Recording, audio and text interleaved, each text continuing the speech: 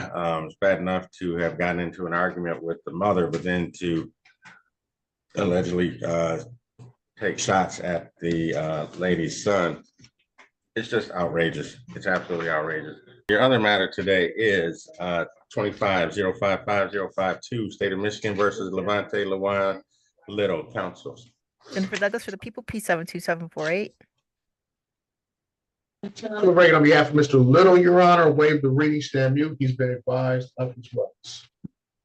Will enter a not guilty plea on your client's behalf as to bond. Your Honor, Mr. Little, the people are asking for a bond of $200,000 cash or surety to ensure the safety of the complaining witnesses. Your Honor, Mr. Little does have another pending case. The date of offense for that dates back to October 30th of 22. It was charged, looks like December of 2023. But he was just arraigned on that a few days ago. That's case number 230-4525601, where the charge is domestic violence. Your Honor, we have a concern here for safety, as we have a different sort of situation in the other misdemeanor pending case. The complaining witness is his sister, Your Honor, who he's accused of attacking. In this case, here it's very recently, and in this situation, the person who is alleged to have been shot at is actually a minor child, a 17-year-old, who, based on the allegations, got into a fight with Mr. Little when he tried to prevent Mr. Little from assaulting his mother. And so, Your Honor, we have the allegation that a child was shot at multiple times as he ran away after trying to save his mother. Police indicate that when they got to the location, they heard a gunshot, and then they saw a male leaving the location, and then an officer saw a muzzle flash and heard a gunshot, at which point that individual fled in a vehicle that was seen by police.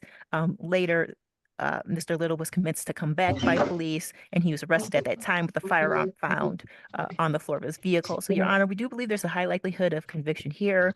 Here we have a child being shot at without provocation, and in fact, in horrible circumstances that are alleged here. So, Your Honor, given that he has the pending case that's a domestic violence, but with his sister, given that this is a situation where Mr. Little knows where this complaining witness lives and is supposed to have tried to shoot at his girlfriend's child. I'm not sure if this is also his child.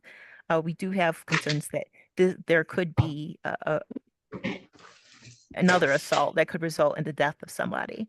So we are, in fact, asking for $200,000 cash or surety with tether house arrest. I would like to point out that the HAB notice is showing 2 CCWs and an RNO, but what the police have in the investigators report is what's correct. There's the 2016 attempt CCW, the 2018 RNO, and fleeing third degree. So this isn't the first time that Mr. Little is accused of fleeing from the police. So we do have concerns here, safety and flight. That's why we're asking for that bond.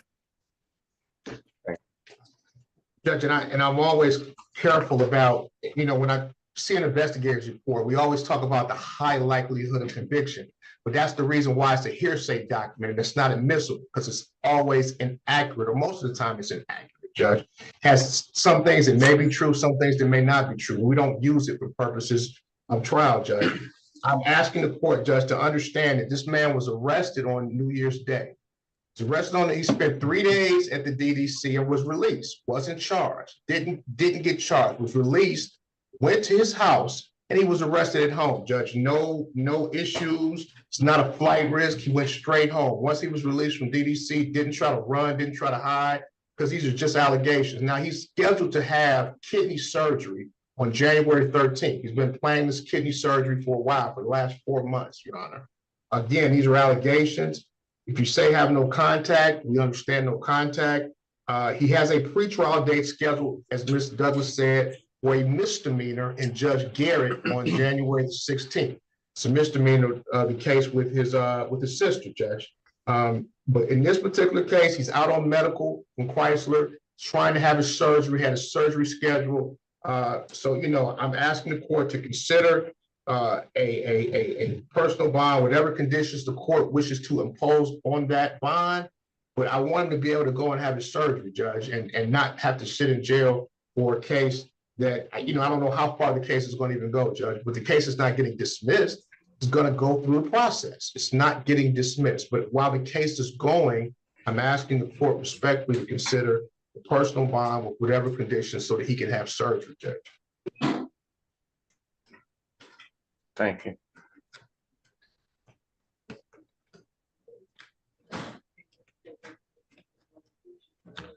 Court is very concerned about the allegations, shots being fired at a minor, I believe. Allegedly. It's bad enough to have gotten into an argument with the mother, but then to allegedly take shots at the lady's son. It's just outrageous. It's absolutely outrageous. While this case is pending, sir, you're not to possess a firearm or any other dangerous weapon. You're to have no contact with Ms. Wilson Richardson or her son. And there will be a GPS tether. You can go to work, court, and medical appointments only on that tether if you post bond. Bond will be set at $200,000 cash or surety. That'll give you a bond review date, Wednesday, January 8th, in front of Chief Judge McConico. Further dates are January 17, probable cause conference, January 23, preliminary exam, both in front of Judge Sabri here in 36th District Court. Thank you, sir. You can step aside. Good morning.